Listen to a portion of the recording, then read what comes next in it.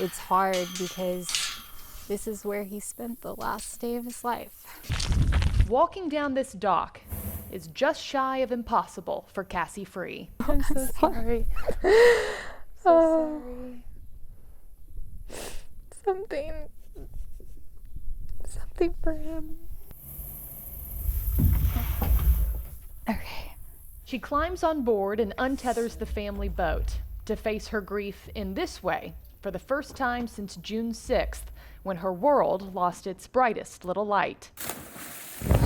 Andy had the time of his life all the time.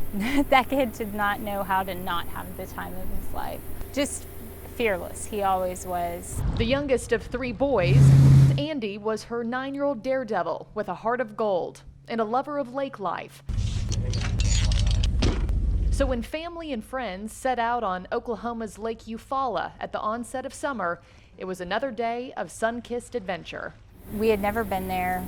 We launched, the kids got on, we went out. Everybody took turns tubing. 6 hours later, it was time to head home. The adults in and out of the boat, packing up the car. The kids avoiding chores to soak up the last moments on board. They said that the boat rocked and Andy just rolled. For half an hour, paramedics performed CPR on the boy while en route to the hospital. One of the worst encodes you can get is that there's a baby on the way. ER nurse Brandy Jones taking over when Andy arrived. I can't remember how many rounds, but with an adult, it usually doesn't last that long. And of course, with children, you want to go until parents say, please stop.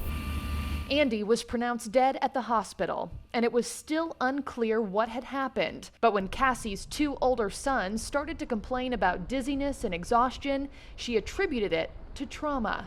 What do you want us to do? And somebody was like, well, maybe they're not tired. Maybe they're not being finicky. Maybe they have carbon monoxide poisoning. 2 tests and a medical examiner's report confirmed the culprit quickly. Open-air carbon monoxide poisoning in all 3 boys. Andy's levels of the gas off the charts. According to a report by the U.S. Coast Guard, carbon monoxide poisoning ranks 5th in the top 5 known causes of death among boaters. However, even the Frees, who have lifelong experience on the water, had no idea. I think that every boat launch, every marina, every dock needs to have a sign. Cassie now using Andy's loss to warn others of the dangers lingering at the back of the boat, preaching not to live in fear,